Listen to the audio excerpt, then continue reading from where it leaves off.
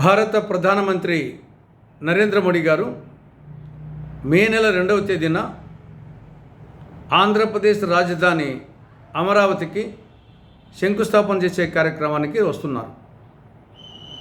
భారత ప్రధానమంత్రి హోదాలో ఆంధ్రప్రదేశ్కు రావడం హర్షణీయమే అయినప్పటికీ ఒక సినిమా డైలాగ్ జ్ఞాపకానికి వస్తూ ఉంది. చెయ్యాలి చెల్లి పెళ్ళి మళ్ళీ మళ్ళీ అనే డైలాగ్ జ్ఞాపకానికి వస్తూ ఉంది. ఎందుకు ఆ మాట అంటున్నానంటే, ఆల్రెడీ ఒకసారి శంకుస్థాపన చేశారు. 2015 అక్టోబర్ 22వ తారీఖున విజయదశమి నాడు భారత ప్రధానమంత్రి హోదాలో నరేంద్ర మోడీ గారు పార్లమెంటు నుండి కొంత మట్టిని, యమునా నది నీటిని తీసుకొచ్చి అమరావతిలో ఉద్దండరాయనిపాలెం వద్ద ప్రజా సమక్షాన ఆల్రెడీ శంకుస్థాపన శిలాన్యాస్ చేశారు. 10 సంవత్సరాలైంది.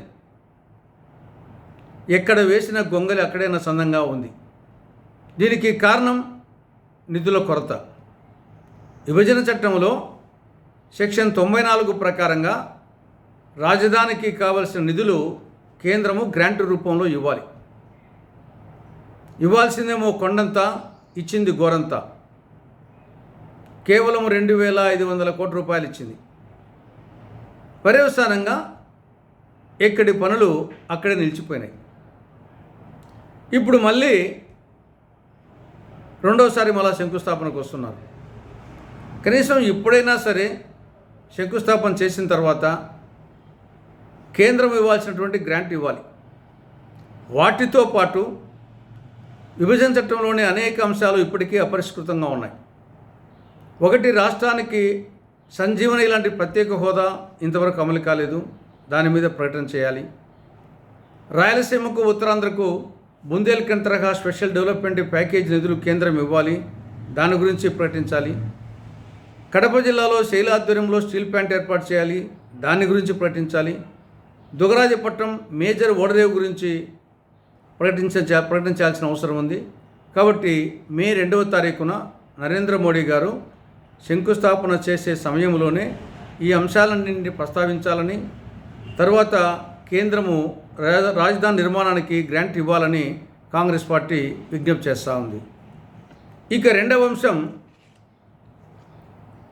శ్రీమద్ భగవద్గీత భరతముని రచించినటువంటి నాట్యశాస్త్రానికి ఐక్యరాజ్య సమితికి చెందినటువంటి UNESCO memory of the world రిజిస్టర్లో చోటు దక్కడం అనేది చాలా గర్వకారణం. ఇది ప్రతి భారతీయునికి గర్వకారణం. మహోన్నతమైన ఘనమైన భారతీయ సంస్కృతికి, జ్ఞాన సంపదకు లభించిన అంతర్జాతీయ గుర్తింపు ఇది. కాబట్టి చాలా సంతోషంగా ఉంది. భగవద్గీత ఆషామాషి గ్రంథం కాదు. ఇది ప్రపంచ మానవాళికి మానవ జీవన విధానం ఏ విధంగా ఉండాలో బోధించినటువంటి గ్రంథం ఇది. భగవద్గీత ఒక సామాన్య బాలుడైన మోహన్ దాస్ కరమ్చంద్ గాంధీని మాన్యునిగా, అసామాన్యునిగా, మహాత్మునిగా చేసిన గ్రంథం ఇది. ప్రపంచంలోనే అగ్రరాజ్యమైనటువంటి అమెరికాకు ఒక ఉత్తమ అధ్యక్షునిగా పరిగణింపబడిన ఒబామాను ప్రభావితం చేసినటువంటి గ్రంథం. అటువంటి భగవద్గీతకు, నాట్యశాస్త్రానికి అంతర్జాతీయ గుర్తింపు లభించడం చాలా సంతోషదాయకం.